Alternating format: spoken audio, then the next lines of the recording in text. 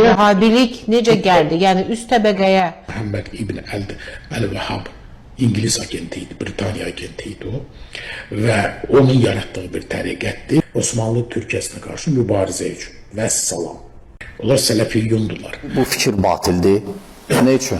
Çünki Muhammed ibn Abdülvahhab rahimehullah təxminən dəvətə başlayanda 811-ci, 810-cu il idi, yəni 9-cu əsr. Osmanlı nə vaxt dağılıb? 1922-də, yəni 100 ildən sonra. Yəni artıq Abdülvahhab rahimehullah dünyasını dəyişmişdi. Bu bir. İkinci, Muhammed ibn Abdülvahhab rahimehullah kitablarında hakimə qarşı çıxmağı caiz görmür, qadağan eləyir. Yəni adamda əgər xuruc fikirləri olsaydı deyərdik, hə. Bu ikinci, üçüncü, tarixi fikir verəndə Osmanlılar o vaxtı tərk eləmişlər Körfəzi, indiki Körfəz ölkələrin. Tərk eləmişlər, çünki şəraiti ağır idi, səhra idi. Axırıncı sultanlar heç həcci gəlməmişlər. Kimlər idi? Əşraflar var idi, qəbilələr, başçılar var idi, hər qəbilənin öz başçısı var idi. O qəbilələr bir-birlərindən döyüşürdülər, hakimiyyət yox idi, hökumət yox idi. Vahabilər Osmanlını dağıtdılar.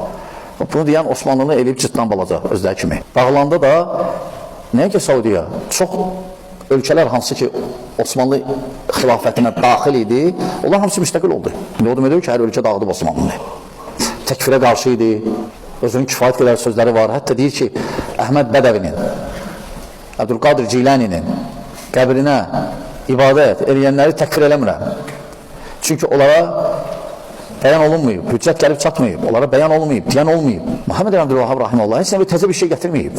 O kitabına da fikir versəz və kitablarına, əsasən Toğrul kitabına. Allah belə deyib, Peyğəmbər sallallahu əleyhi və səlləm belə deyib. Allah belə deyib, Peyğəmbər sallallahu əleyhi və səlləm belə deyib. Həmçinin 6-cı deyirlər, gör ki, ingilislər əksinə bu dəvətə ən güclü düşmənçiliyi ingilislər eləyib. Nə danışılan hamısı yalan və böhtandan başqa bir şey deyil və ətrafındakiləri aldatmaq üçün.